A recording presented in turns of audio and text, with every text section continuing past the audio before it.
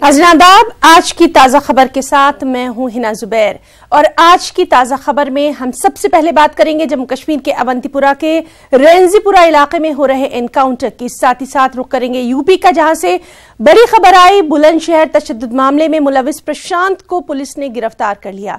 मुंबई से भी आज खबर आई, जहां चेंबूर के एक इलाके में एक बिल्डिंग में आग लग गई, इसमें कुछ लोगों की मौत भी हो गई। और कांग्रेस यानी सियासत से जुड़ी दुनिया से भी खबरें रहेंगी, जहां कांग्रेस अपना 133वां यौम तासीस मना रही है और बैनुल अक़वामी दुनिया से अफगानिस्तान में जहां सदारती इलेक्शन मुलतवी कर दिए गए हैं। साथ ही साथ खेल से जुड़ी और कुछ और अहम खबरें भी रहेंगी। तो चलिए शुरुआत करते हैं। तो जम्मू कश्मीर से बड़ी खबर, जहां के जिला पुलवामा के अवंतीपुरा में सिक्योरिटी फोर्सेस और मिलिटेंटों के दरमियान सुबह से जो एनकाउंटर था वो अभी भी जारी है। अवंतीपुरा के इलाके रेंजीपुरा में जारी इस एनकाउंटर में अभी तक की इत्तलात के मुताबिक एक मिलिटेंट की हलाकत की खबर है। रेंजीपुरा में एनकाउंटर उस वक्त शुरू हुआ जब इलाके में मिलिटेंटों की मौजूदगी की इत्तला पर सिक्योरिटी फोर्सेस ने पूरे इलाके का मुहासरा किया।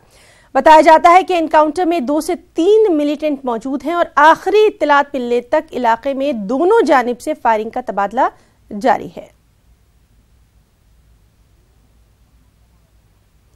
और चलिए मजीद अपडेट के लिए सीधे रुख करेंगे त्राल में मौजूद हमारे साथी सैयद मंजूर का। मंजूर, आपसे जानना चाहेंगे अभी तक इस एनकाउंटर की तफसीलात क्या हैं?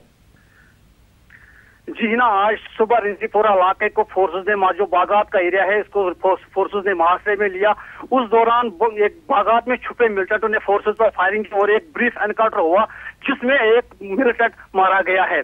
और अभी भी जो इलाका है इसमें पूरा सर्च ऑपरेशन जारी है। एक मिलिटेंट की जो है वो कंफर्म मौत हुई है। पुलिस ने भी उसकी कंफर्मेशन दी है कि एक मिलिटेंट जो है उसको मारा गया है।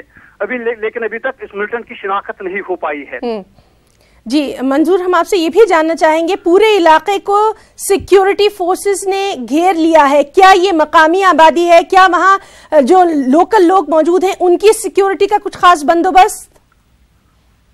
ये जो इलाका है ये जो आबादी वाला इलाके से हट के ये बागात वाला एरिया है, लेकिन फोर्सेस ने जो आबादी है उससे जो भी एंट्री एग्जिट पॉइंट्स है उनको बंद किया है। लेकिन जो मुकामी लोग हैं, आज ऐसा नहीं देखने को मिला कि मुकामी लोग घरों से बाहर आए। लेकिन अभी जो है बागात में सर्च ऑपरेशन जारी है। जी बहुत बहुत शुक्रिया आपका इस तमाम तर जानकारी के लिए। आगे भी हम आपसे अपडेट लेंगे। चलिए रुख करेंगे मुंबई का, जहां के चेंबूर के तिलकनगर में बीती शब एक बिल्डिंग की 14वीं मंजिल पर आग लगने से 4 बुजुर्गों समेत 5 लोगों की मौत हुई। मुतादिद अफराद इसमें जख्मी हुए हैं। मरने वालों में से अभी तक सिर्फ 5 लोगों की शिनाख्त की जा सकी है।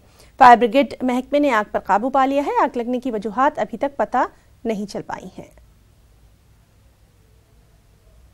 प्राप्त हुई है जो हॉस्पिटल से अभी तक 5 है, मगर अभी इन्फॉर्मेशन यहाँ साइड पे मुझे कंफर्म करना मुश्किल है क्योंकि वहाँ पे हमने ऑफिसर भेजा है। जैसे वहाँ से इन्फॉर्मेशन आएंगी आपको बताया जाएगा कि वहाँ पे एक्चुअली कितनी कैजुअलिटी है।